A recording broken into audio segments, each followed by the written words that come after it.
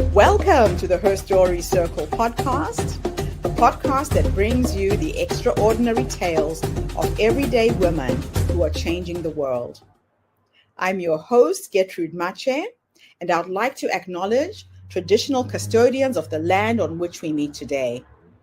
I also like to pay my respects to elders, past, present, and emerging. Every week, we dive into the lives, challenges, and triumphs of women from all four corners of the globe. We're here to inspire, enlighten, and connect, sharing stories that uplift and empower. So grab a cup of coffee, settle in, and join us as we explore the incredible journeys of women shaping our future. This is Her Story, where every woman's voice matters. Hello, everybody, and welcome back to the Her Story Circle. This is Gertrude Mache here in beautiful Melbourne, Australia. And today I am graced with the presence of yet another fascinating woman. Welcome, welcome, welcome to our tribe. Please tell everybody your full name, where you're based, and share your story with us today.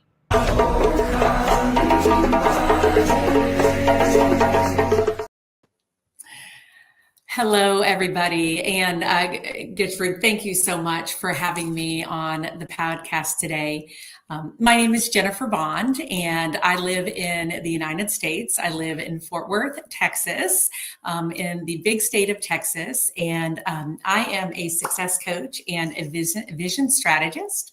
I have spent the last 20 plus years as an entrepreneur, as a coach, as a vision strategist, as I said, really working with women, helping women, hundreds of them, in the direct sales spaces, in the network marketing spaces, in Fortune 500 companies, and also in personal development spaces as well. But honestly, that's not where my story begins. My story began in a very, very different place. And that is the fact that in my earlier life, I like to say in my former life, I was actually a professionally trained actress. That was the little girl dream that I had from a very, very young age, that I wanted to be on stage underneath the lights. And so that's exactly what I did. I went to school. I studied in Miami at the University of Miami. I studied abroad and studied classical theater in England and launched into a professional acting career. That changed very quickly, though, in my mid-20s. And that is when I had a car accident. And that car accident completely changed the trajectory of my life. It forced me to think differently about what my next chapter and what my future was going to look like. It became a really big disruption in my life. It changed everything that I knew that I was going to do, that I thought that I was going to do, what my entire future looked like. And so it made me have a very, very,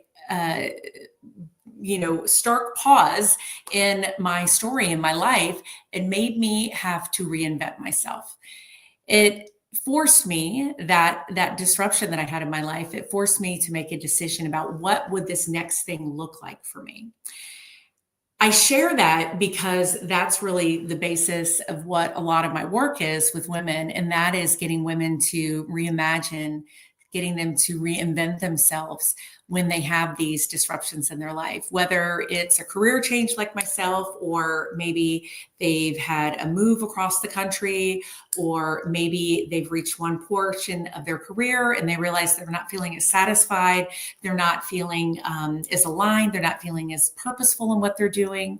But that is the basis of my work. And it's my philosophy is that, just because you are this one definition of yourself, in my case, I was an actress. That's what I was going to be. That's what I was. That's what I was going to do for the rest of my life. That's what people knew me as. That you can live what I call your and that is that you don't have to have either or. You don't have to have this one role or this one label that you put on yourself, or maybe other people have put on you, that you actually can live a life where you get to live your And so for me, what that looked like is that I was leaving this career. I was moving across the country. I was newly married. I had two very small children. I actually had one child that was on the way, and I had one child that was on my hip. And I discovered that I was going to have to reinvent myself and think about what is it that you want to do with the rest of your life. And so I started thinking about what did that look like? And for me, I didn't want to only be a mom. I didn't want to only be a wife.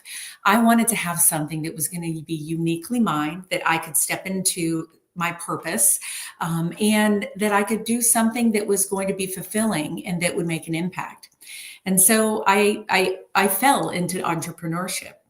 And with that, it became, quite frankly, the biggest blessing of my life, because this opportunity really that I saw it, this opportunity for me to reinvent myself allowed me to lay the groundwork to be able to help hundreds, if not thousands of other women to be able to do the exact same thing.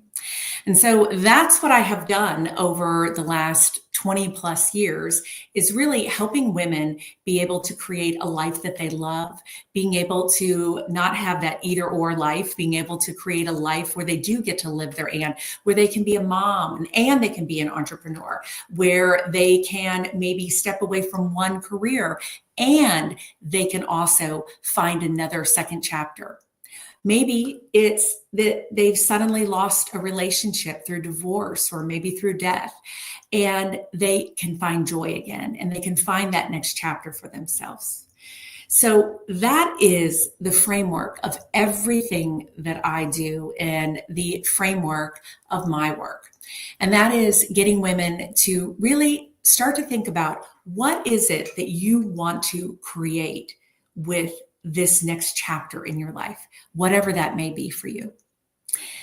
A lot of my work is also based in a lot of research that is out there. And one of the things that I like to share with my community and with my clients and with those that I coach is that, so often we think that we're stuck where we are. That's one of the biggest problems that women experience. They think that, I'd like to make a change, but I'm feeling stuck. The other thing is that they start to think to themselves, I'd like to make a change. Maybe I'm willing to move forward, but they start to have some self-doubt as well. And the other thing I see that a lot of women have is they think, okay, I have the desire here. I want to move forward. I want to try to figure out what my next chapter is. Like, what is my next career going to be? What is it that I'm going to do next now that the kids have left the nest and I'm an empty nester now, and I'm trying to think about what is the rest of my life going to look like? And they have the desire there, but they don't always have the roadmap. So that's where I come in and I share with women the importance of really getting clear on what it is that they would like to imagine the rest of their life look like.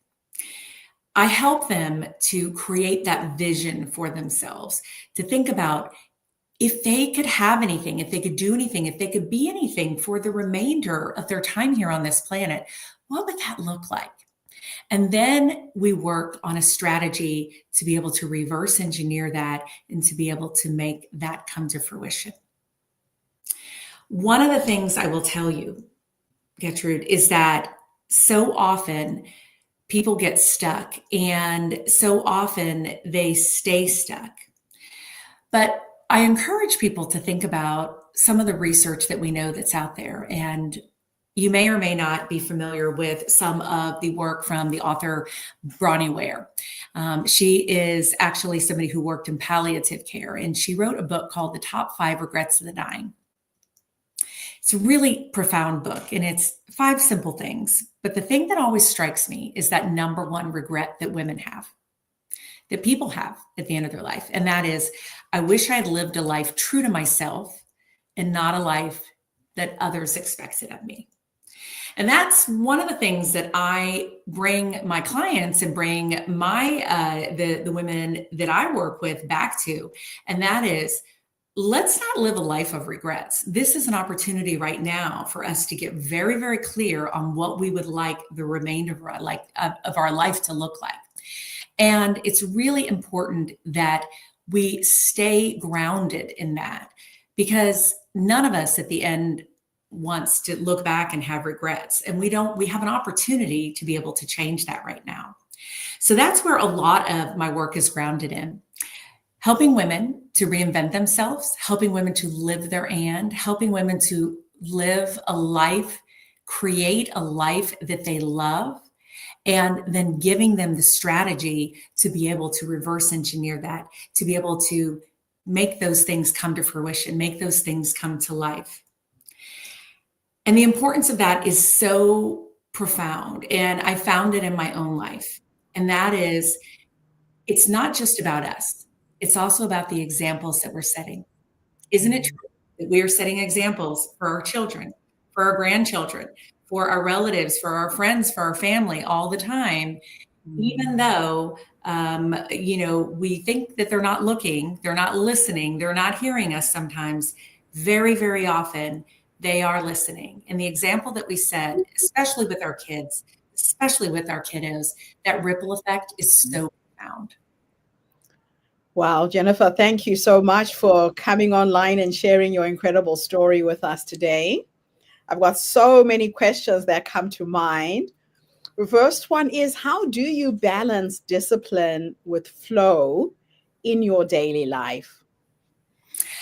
That's a great question. And for me, the one thing that has really truly grounded me and helped me to balance is for me to get very, very quiet and to have a spiritual practice for myself first thing in the morning, where I am focused on what is the most important thing for me to do right now. What is my next best step? To listen to that small little voice inside of me. And that helps me to stay grounded, but it also allows me to stay focused and intentional, and your word, disciplined. But I can make those pivots, I can make those shifts because I'm listening to that small voice as I'm having that quiet time first thing in the day. I love that. Now, these daily rituals or routines, what are the main ones that keep you grounded when life feels uncertain? Mm-hmm. Yeah, life can throw us some curveballs sometimes. And certainly we know in the world that can happen, whether it's in our personal lives, whether it's something that's happening globally. And for me, the most important thing, something that's foundational to me, is coming from a place of gratitude. I have often shared in the past that it is so critically important to be leaning into gratitude, that gratitude isn't just something that should be, oh, I'm going to do this for a week or for a month or for a holiday. That gratitude really becomes a daily practice. Mm-hmm. And it's so important. And I'm sure, I know you're well aware, I'm sure, of a lot of the research around gratitude and how critically important it is. It rewires your brain. It reframes how you approach everything. But for me, especially during times of anxiety, times of tragedy, times of a lot of stress, gratitude is the most important thing. I often tell people, I actually, during really critical times like that, stressful times, I actually keep a journal that's a silver linings journal. And it is my journal for me to look for intentionally those silver linings whenever it's a time that it's a hard time. So for example, when my husband was going through a cancer diagnosis and things were looking really, really bad, and days were very, very hard, I leaned into that even more, and it helped me to be able to reframe things about the experience of what I was experiencing right then in that moment. That is just amazing. We have somebody chiming in on LinkedIn. Thank you, Giselle, for being a part of the podcast today. She says, yes, thank you. She also says, I think that's what I need to start doing, to ground myself in the morning. Lately, I've been feeling as if I'm drowning with no direction. You're so right, Giselle. A lot of us feel this way. Sometimes things can be so overwhelming. My practice is to sit and reflect to see how far I've come in my life. Sometimes we forget the things that we have already overcome. Mm-hmm. So the other day I was just doing this little ritual where I wrote down what was my dream 25 years ago. And by the time I wrote down what was the dream, I realized that I am in the dream right now. Mm-hmm. I dreamed to find myself in a place where my kids were safe, where they were healthy, where they could get an education, they had access to healthcare. And I wanted to live long enough to be a grandmother. And I've literally ticked all of those boxes, living here in Australia, having escaped the AIDS pandemic in Africa. I am in the dream, but we forget. And you're right, gratitude has got a way of just helping you reframe and understand where you're at. Absolutely. You know, and no, Gertrude, that's such a great point, what you said about reflecting on where you've been, how far you've come. And it's one of the things that I started as a practice as part of that intentional morning practice of getting really grounded and having that quiet time is also keeping what I like to call a success log, keeping a success journal of Yeah, all of those times where I overcame something. You know, the time that, you know, I'm so equipped, I was able to handle my husband going through a cancer diagnosis, and we were able to get on the other side of that. How about the fact that, you know, I wanted to start a business and I was able to do that. I was able to reach a certain level, a certain income level, whatever those things are. You know, I was able to, you know, learn another language. I was any of those types of things that, so it's a reminder whenever we do have those times that we're feeling like we're in one of the valleys, you know, we're not having that mountaintop experience, to go back and, as you said, to realize that in many ways we're living the dreams that we had from previously. yeah, it is just so true. Now, in all of the challenges that you've had, what is the biggest lesson that you learned from failure or redirection, depending on how you want to frame it? Yeah, there's certainly a couple of lessons in there. One of the biggest lessons that I have learned along the way, though, is to listen to my intuition. Yeah.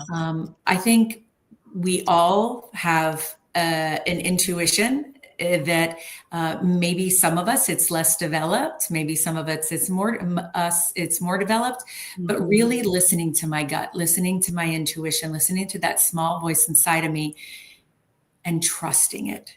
I was Yeah. just talking with somebody this morning about it, that when you get very good at listening to your gut, listening to your intuition, it's like a muscle. You know, it's like going, if you were to work out at the gym and to strengthen a muscle, the more you strengthen it, the stronger it gets. The Yes. more you tap into that intuition, and sometimes it makes absolutely no sense, but if you listen to it, that is your intuition trying to lead you to the next right step, to the next decision, to the next conversation, to the next open door. That is there for a reason. Giselle is chiming in again. She said, "Oh, wow, that's what I like." She's going to reflect on what she dreamed before and Mm-hmm. where I am now. It's very, very true. We do forget how far we've come. Now, you mentioned a coincidence journal the last time we talked. Mm-hmm. Can others start one? What would that take?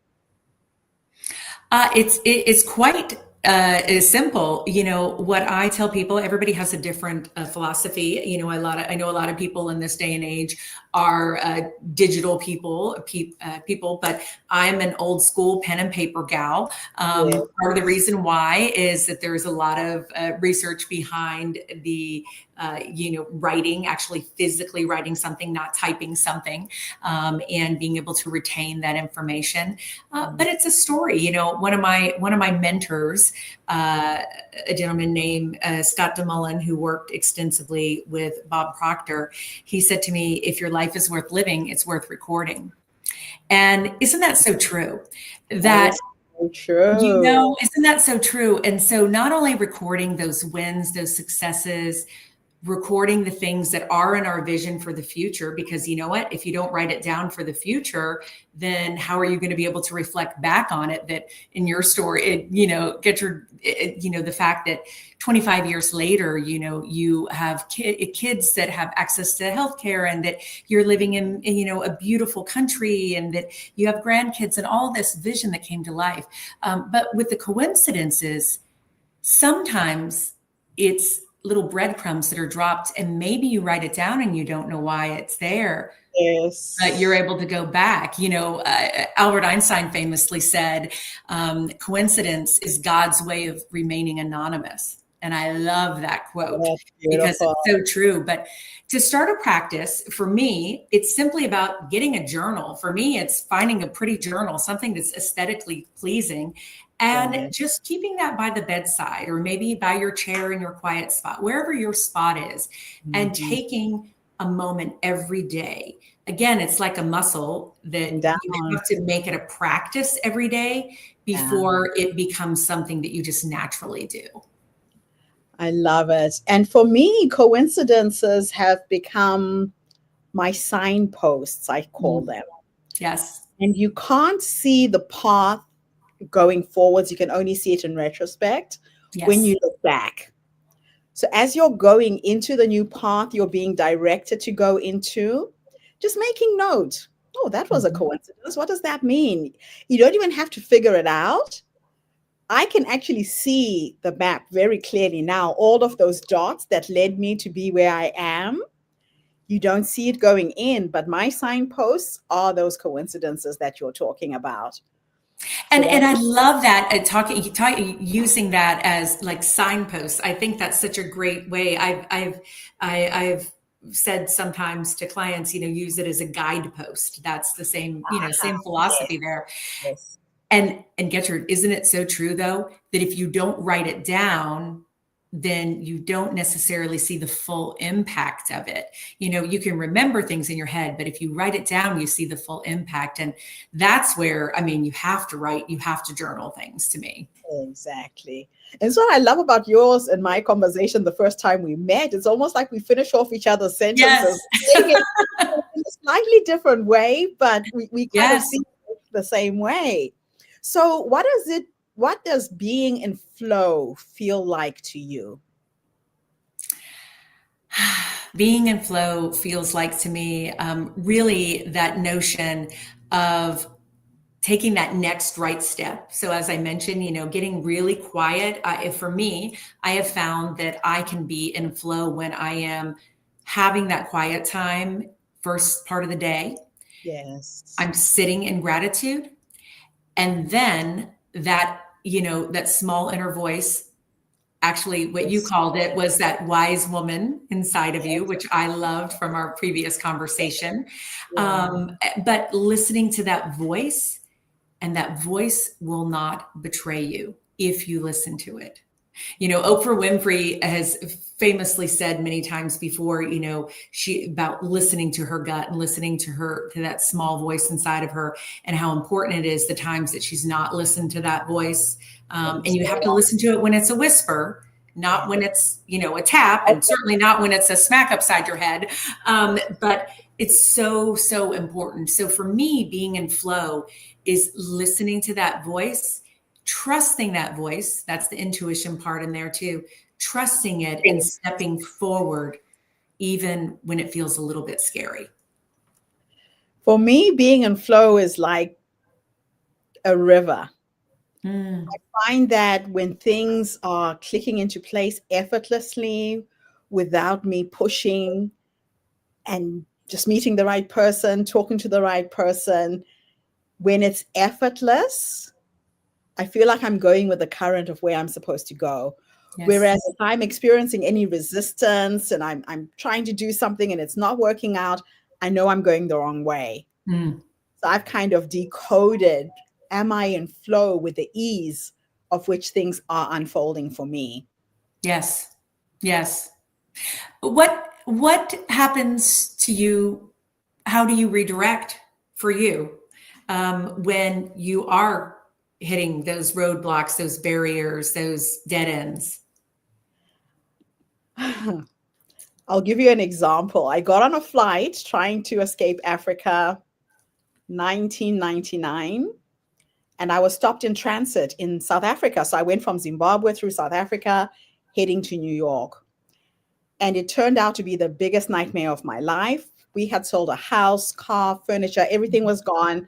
I just had enough money for the air tickets and me and the 3 children. Mm-hmm. And I am turned back because the US Embassy has misprinted the passport number on my daughter's visa sticker. I had to go back to the US Embassy in Zimbabwe, which meant I lost all the money on the air tickets. I've left my husband in a 1-room apartment with a single bed, 14-inch TV, and that's all we owned. And we have 3 kids. And I remember thinking, what kind of a God would put me on a flight and then send me back to hell? That's what it felt like. Mm-hmm. 2 weeks later, 9/11 happened. If I had got on that flight, I would not be talking to you because the building where I was running a workshop in New York went down with the Twin Towers.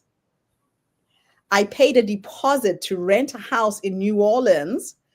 2 years later, that house disappeared with Hurricane Katrina. And I end up in New Zealand because of my misspelled German name. I had a cousin who lived in New Zealand who says she was on the Hotmail address book, just randomly looking at people's names, wrote me this 1-line email saying, "Where are you? You've got to leave Zimbabwe." And I told her what happened. I told her we had no money. She said, "You've got computer skills. You just borrow if you have to. Come to New Zealand. You'll never regret it."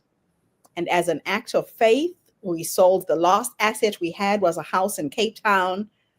And that's how I got to New Zealand 25 years ago. And like I said, I didn't see it going in. All of the things that looked like they were falling apart, for me, they're actually falling into place now. Together.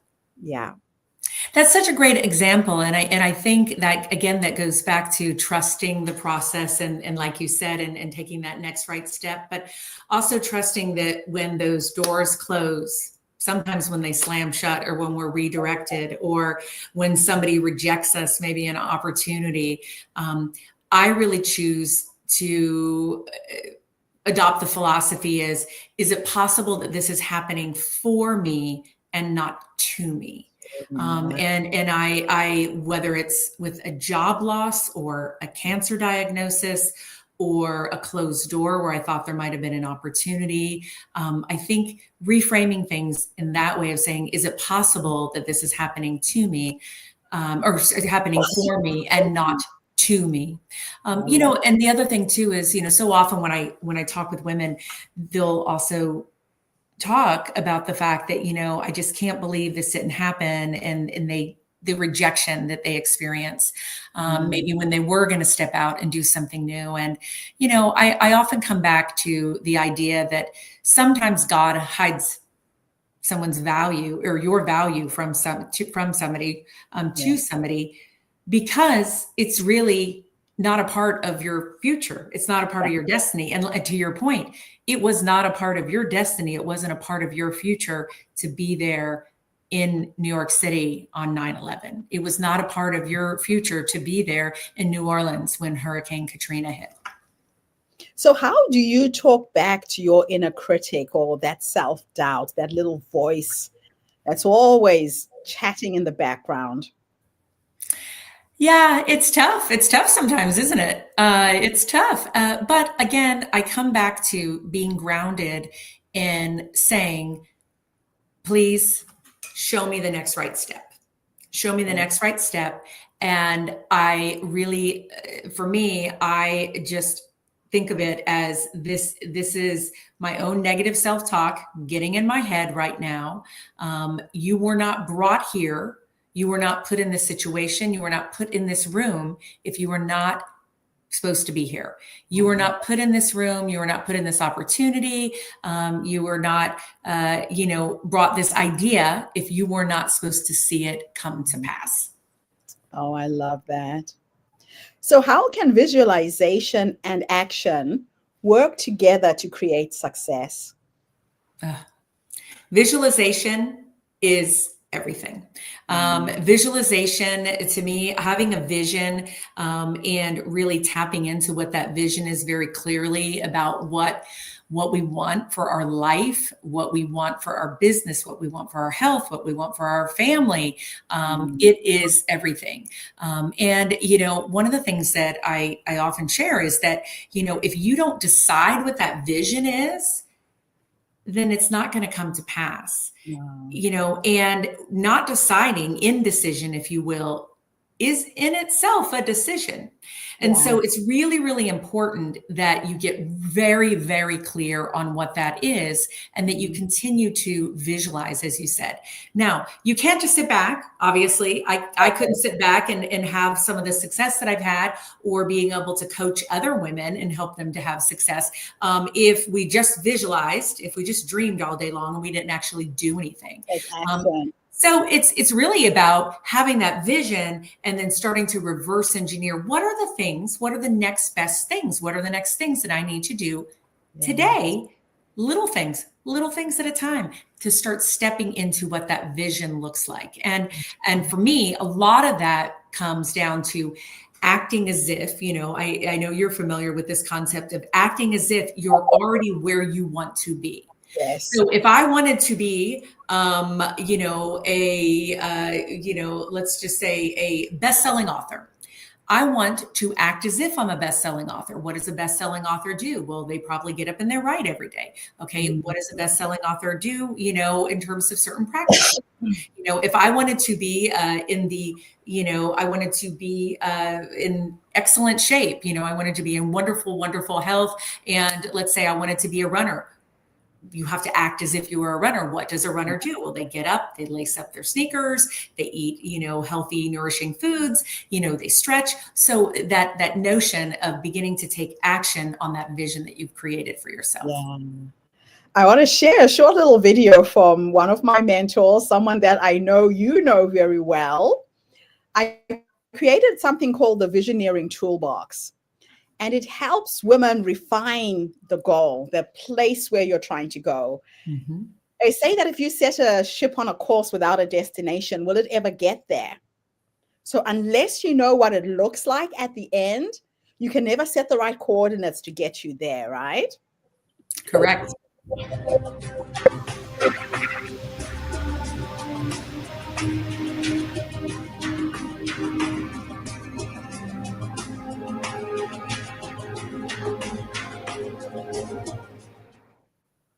Hello there, I'm Bob Proctor from The Secret, and it's a real pleasure to me to be working with Gertrude and her Visioneering Toolbox. Everything that has ever been created, from the camera that's recording this right now to the monitor that you're watching on, all started with a vision in someone's mind. Do you know that the highest function that you're capable of is building visions?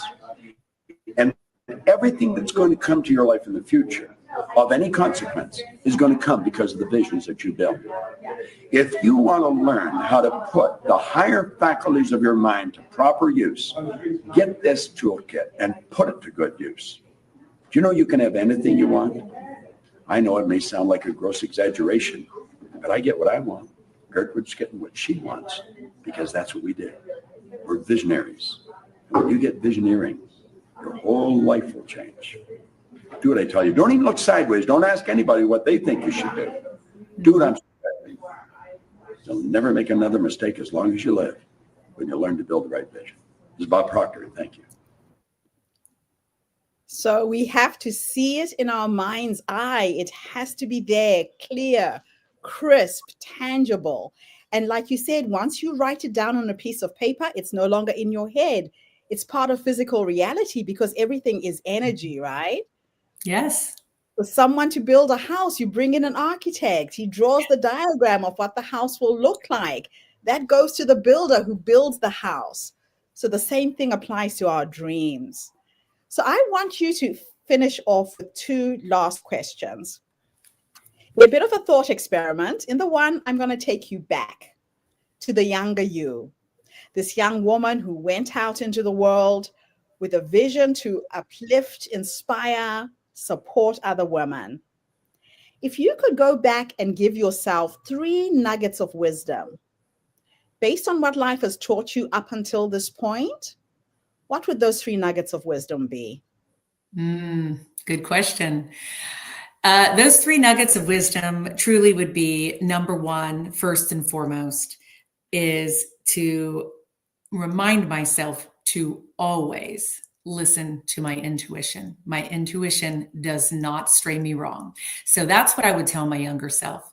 The second thing that I would tell my younger self is to really begin to start acting as if you are where you want to be in the future, and to really robustly think about what that looks like. How does she feel? What does she look like? Where does she live? If I had known what I know now through learning, through experience, through seeing hundreds of other women being able to step up and use some of the principles that I teach. If I had known it younger, I can only imagine what my life would look like right now. And I think the third piece, and this is probably the most important, is that I would tell my younger self to be brave faster, to have more courage faster, to stop worrying about what other people think, what other people say. To Bob's point, don't look to the left, don't look to the right, don't worry about what anybody else thinks. Worry about what you are visualizing for your life. Worry about what your intuition is telling you. Worry about those inspired ideas that you have that you want to come to pass. Absolutely beautiful. It's just so exciting when I meet women who dream big, who don't see limitations. I guess the only limitation in our lives is ourselves, right? Truly, truly. And you are helping women unpack that and prepare themselves for bigger, better futures. Unless you can see yourself there, you will never get there. Absolutely. So, Jennifer, my last question for you is futuristic. This time I am going to teleport you into the future to meet the 90-year-old you. And she is sitting in her rocking chair, surrounded by her children, her grandchildren, whoever is with you at the end. If we could go into the future to meet this wise woman who has led you up until this point, what will you say to her when you finally meet her? I can imagine myself fast forwarding to that 90-year-old woman sitting in that rocking chair with her kids and her grandkids sitting around her. And I can imagine that I am going to say to that 90-year-old woman, well done. Well done for listening to your intuition, for really being obedient to where you are feeling led, where you are feeling called to be able to influence and to empower more women across this planet, and to be able to see that ripple effect of change, and see people come into their own and create incredible lives, and be able to create incredible lives for their family. That's what I hope to be able to look back at and to say, well done, good job, being obedient to that calling that you feel. Fantastic. Jennifer, is there anything else I should have asked you and I didn't? I can't think of a single thing. I absolutely enjoyed our conversation. I always enjoy our conversations together. As you said, I feel like we were finishing one another's sentences and kindred spirits, and just very, very honored to be here to have this conversation with you today. It's an absolute pleasure. And thank you for sharing your wisdom.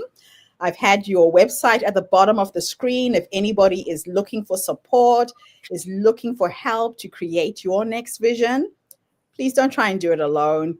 Go online, look for Jennifer. She's here to support you, to guide you, to make the journey easier. So I'll be back again tomorrow, everybody, with yet another amazing guest. We have Giselle chiming in at the last minute saying thank you so much to both of you for this. You appeared in a moment when I needed your message the most. It's an absolute pleasure, Giselle. Thank you for tuning in and being a part of this conversation this morning. So, the Her Story Circle is not just a podcast, everybody. We are a social impact movement that brings you the stories and voices of women from all over the world.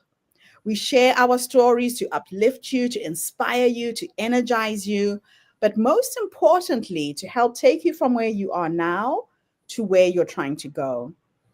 So if you do need that support, reach out to Jennifer, reach out to me. You've got access to us through social media. Or if you know another woman who's feeling stuck, share this podcast on your social media so it goes further as well. I'll be back tomorrow, everybody, with yet another amazing guest. In the meantime, have a fantastic day, morning, or evening, wherever you are in the world. And bye for now. Jennifer, thanks again for the interview. Thank you. Bye for now, everybody. Thank you for tuning into the Her Story Circle podcast. I hope today's story has inspired you to believe in the power of our stories and the difference you can make in the world when you use your voice. I'm Gertrude Mache, and it's been an honor to share this space with you, where voices from all walks of life come together to weave a rich tapestry of diverse perspectives. Don't forget to subscribe, rate, and review our podcast to help us share these stories with more listeners. Follow us on social media by looking for the Her Story Circle podcast for more updates. And join us tomorrow for another episode filled with courage, resilience, and empowerment. Remember, your story matters, and together we're building a stronger, more inclusive world. Until next time, keep making her story.